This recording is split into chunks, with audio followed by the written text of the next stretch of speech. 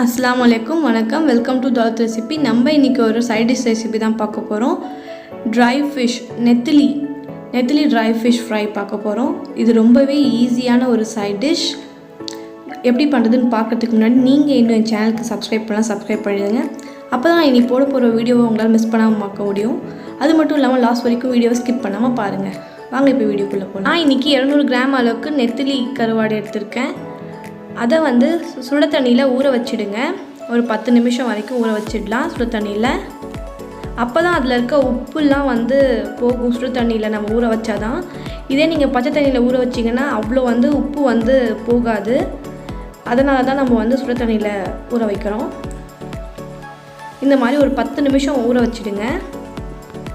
10 நிமிஷத்துக்கு அப்புறம் நல்ல தண்ணியில் வாஷ் பண்ணி எடுத்துக்கோங்க. இந்த மாதிரி நெத்திலி ஃபிஷ் ஃப்ரைக்கு தேவையான மசாலா சேர்த்துடலாம். 1 டேபிள் ஸ்பூன் இஞ்சி பூண்டு பேஸ்ட், 1 டேபிள் ஸ்பூன் மஞ்சள் தூள், 2 டேபிள் ஸ்பூன் மிளகாத்தூள்,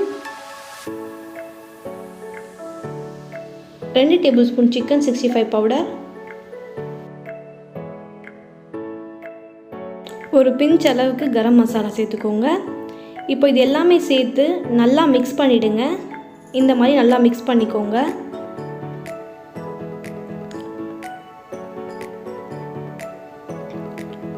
நல்லா மிக்ஸ் பண்ணியாச்சு பாருங்கள்.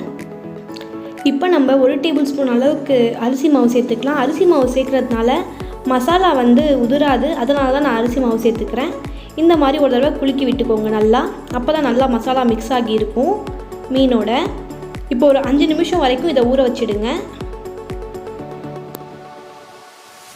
ஒரு கடாயில் ஒரு சின்ன கப் அளவுக்கு எண்ணெய் ஊற்றிக்கோங்க. எண்ணெய் நல்லா சூடானதும் நம்ம மிக்ஸ் பண்ணி வச்சுருக்க நெத்திலி கருவாடை சேர்த்துடலாம். இந்த மாதிரி சேர்த்துக்கோங்க.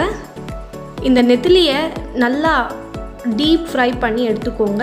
நல்லா ஃப்ரை ஆகிடுச்சு பாருங்கள். மொறுப்பான நெத்திலி கருவாடு ரெடி ஆகிடுச்சு. இது ரொம்பவே நல்லா இருக்கும் சாதத்தோட.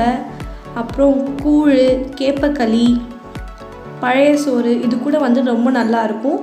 இந்த வீடியோ உங்களுக்கு பிடிச்சிருக்கும் நான் நம்புகிறேன். இந்த வீடியோ உங்களுக்கு பிடிச்சிருந்தா மறக்காமல் தாத் ரெசிபி சேனலுக்கு லைக், ஷேர், கமெண்ட் பண்ணுங்கள், சப்ஸ்கிரைப் பண்ணுங்கள். மீண்டும் ஒரு நல்ல ரெசிபியோடு நான் உங்களுக்கு சந்திக்கிறேன். தேங்க்யூ ஃபார் வாட்சிங். மீண்டும் சந்திப்போம்.